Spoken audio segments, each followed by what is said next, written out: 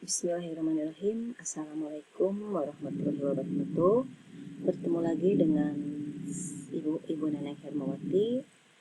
Pada kali ini kita akan membahas tentang materi pendidikan Pancasila. Yuk kita belajar pendidikan Pancasila.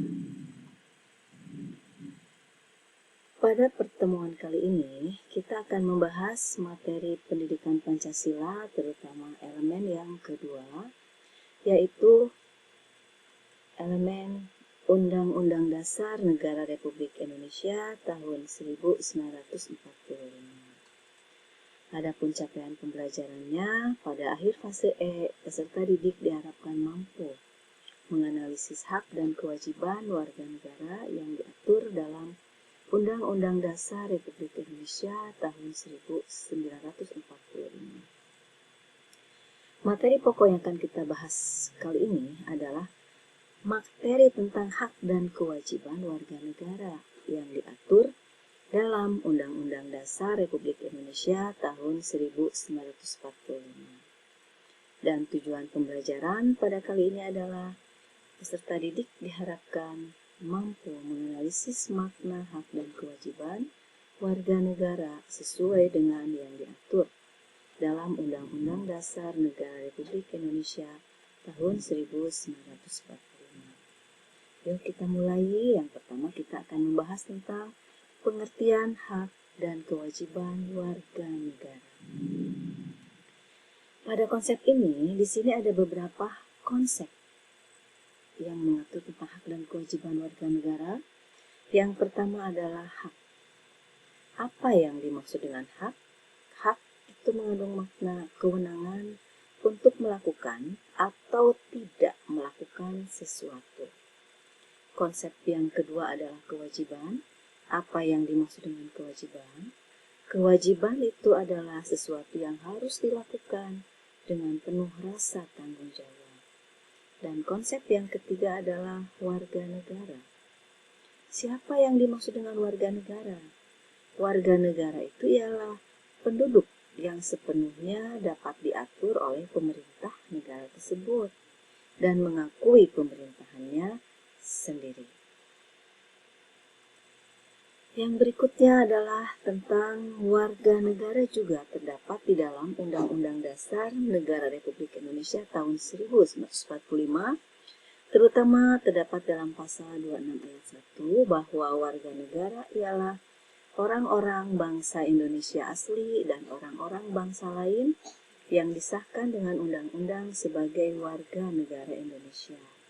Jadi dalam hal ini, yang menjadi warga negara Indonesia itu bisa orang Indonesia asli, bisa juga warga negara asing yang disahkan dengan undang-undang sebagai warga negara Indonesia.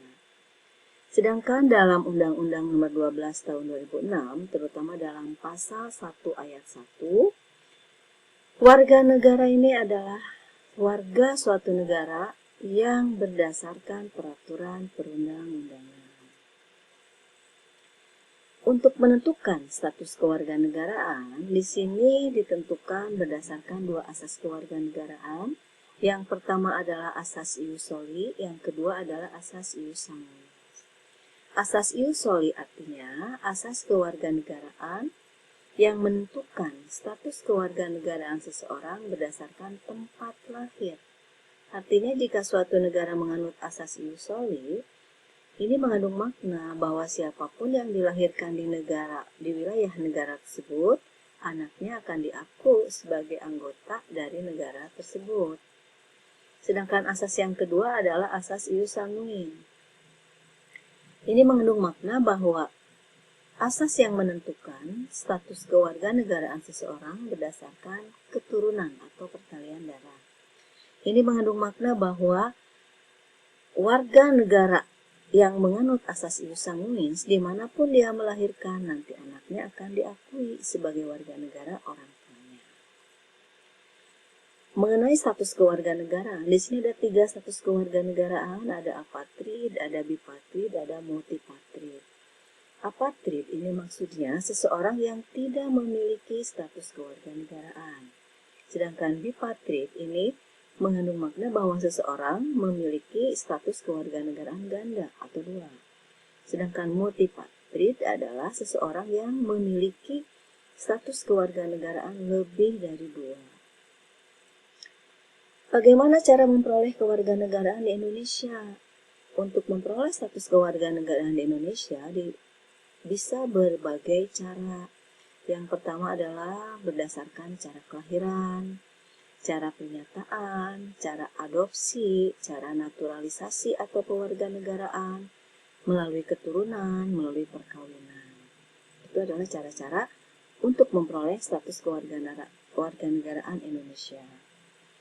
Ketika seseorang sudah menjadi warga negara Indonesia, maka hak dan kewajibannya akan sama.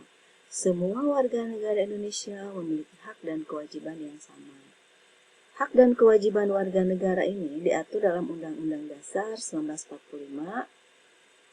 Di antaranya adalah dalam pembukaan Undang-Undang Dasar 1945, ini adalah mengatur tentang hak warga negara untuk hidup merdeka dan bebas dari penjajahan.